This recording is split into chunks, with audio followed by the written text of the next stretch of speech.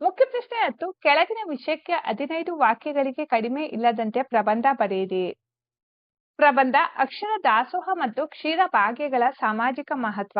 ಪೀಠಿಗೆ ಶಿಕ್ಷಣ ಮಾನವನ ಅತಿ ದೊಡ್ಡ ಶಕ್ತಿ. ಸಂವಿಧಾನವು ಶಿಕ್ಷಣದ ಹಕ್ಕನ್ನು ಪ್ರತಿಪಾದಿಸುತ್ತದೆ.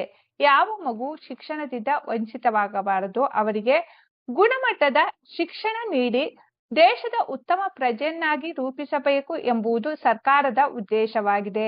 ಹೀಗಾಗಿ ಉಚಿತ ಮತ್ತು ಕಡ್ಡಾಯ ಶಿಕ್ಷಣ ಜಾರಿಯಾಗಿದೆ. ಇದಕ್ಕಾಗಿ ಹಲವಾರು ಯೋಜನೆಗಳು ಜಾರಿಗೆ ಬಂದಿವೆ. ಅವುಗಳಲ್ಲಿ ಅಕ್ಷರ ದಾಸೋಹ ಮತ್ತು ಕ್ಷೀರ ಭಾಗ್ಯದ ಮಹತ್ವ ಇದಾಗಿದೆ.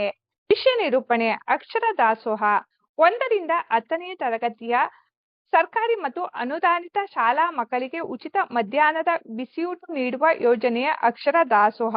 ಇದು ರಾಜ್ಯ ಹಾಗೂ ಕೇಂದ್ರ ಸರ್ಕಾರದ ಮಹತ್ವಾಕಾಂಕ್ಷೆಯ ಯೋಜನೆ. ನಮ್ಮ ರಾಜ್ಯದಲ್ಲಿ 2007-8ನೇ ಶೈಕ್ಷಣಿಕ ವರ್ಷದಿಂದ ಜಾರಿಗೆ ಬಂದಿತು. ಶಾಲಾ ಮಕ್ಕಳಿಗೆ ಅಪೌಷ್ಟಿಕತೆ ಹೋಗಲಾಡಿಸಲು ಸಮರ್ಪಕ ಪೌಷ್ಟಿಕಾಂಶಯುಕ್ತ ಆಹಾರ ನೀಡಲಾಗುತ್ತಿದೆ. ಕ್ಷೀರಭಾಗ್ಯ. ನಮ್ಮ ರಾಜ್ಯ ಸರ್ಕಾರವು 2013ರ ಆಗಸ್ಟ್ನಲ್ಲಿ 1 ರಿಂದ 10ನೇ ತರಗತಿಯ ಸರ್ಕಾರಿ ಅನುದಾನಿತ ಶಾಲಾ ಮಕ್ಕಳಿಗೆ ತಲಾ 150 ml ಬಿಸಿ ಹಾಲನ್ನು ಉಚಿತವಾಗಿ ನೀಡುವ ಯೋಜನೆ ಜಾರಿಗೆ ತಂದಿದೆ. ಅಮೃತ ಸಮಾನ ಪೌಷ್ಟಿಕಾಂಶಯುಕ್ತ ಹಾಲನ್ನು ನೀಡುತ್ತಿರುವ ಈ ಕ್ಷೀರಭಾಗ್ಯ ಯೋಜನೆಯಿಂದ ಮಕ್ಕಳ ಆರೋಗ್ಯ ಉತ್ತಮವಾಗಲಿದೆ. ಈ 2 ಯೋಜನೆಗಳು ಸಾಮಾಜಿಕ ಮಹತ್ವ ಪಡೆದಿವೆ. ಪ್ರತಿಭಾವಂತ ಆರೋಗ್ಯಕರ ಮಕ್ಕಳಿಂದ ಉತ್ತಮ ಸಮಾಜ ನಿರ್ಮಾಣವಾಗುತ್ತದೆ. ಜೊತೆಗೆ ದವಸ ಧಾನ್ಯ ಹಾಲು ಉತ್ಪಾದಿಸುವ ನಾಡಿನ ರೈತರಿಗೂ ಅನುಕೂಲವಾಗುತ್ತಿದೆ. ವಿಶೇಷವಾಗಿ ಬಡ ಕುಟುಂಬದ ಜನರಿಗೆ ತಮ್ಮ ಮಕ್ಕಳ ಪೋಷಣೆಯ ಹೊಣೆಯೂ ಕಡಿಮೆಯಾಗಿದೆ. ಊಟಕ್ಕೂ ಪರದಾಡುತ್ತಿರುವ ಹಿಂದುಳಿದ ಬಡ ಕುಟುಂಬಗಳಿಗೆ ಈ ಯೋಜನೆ ಸಂಜೀವಿನಿಯಾಗಿದೆ. ಕೆಲವು ಮಕ್ಕಳು ದೂರದ ಪ್ರದೇಶದಿಂದ ಬರುತ್ತಾರೆ. ಪಾಲಕರು ಅಷ್ಟು ಬೆಳಿಗ್ಗೆ ಊಟದ ಬುತ್ತಿ ಕಟ್ಟಿಕೊಡುವುದು ಕಷ್ಟವಾಗುತ್ತದೆ.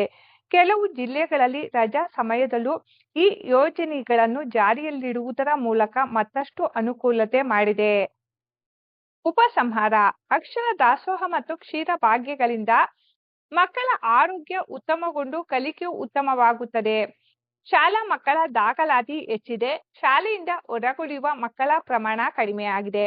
ಮಕ್ಕಳಲ್ಲಿ ಅಪೌಷ್ಟಿಕತೆ ನಿವಾರಣೆಯಾಗಿ ಉತ್ತಮ ಕಲಿಕಾ ವಾತಾವರಣ ಉಂಟಾಗಿದೆ. ಸಹಭೋಜನದಿಂದ ಸಮಾನತೆಯ ಭಾವೈಕ್ಯತೆಯ ಮೌಲ್ಯ ಬೆಳೆಯಲು ಸಹಕಾರಿಯಾಗಿದೆ. ಅನ್ನದಾನಕ್ಕಿಂತ ಅನ್ಯದಾನವಿಲ್ಲ.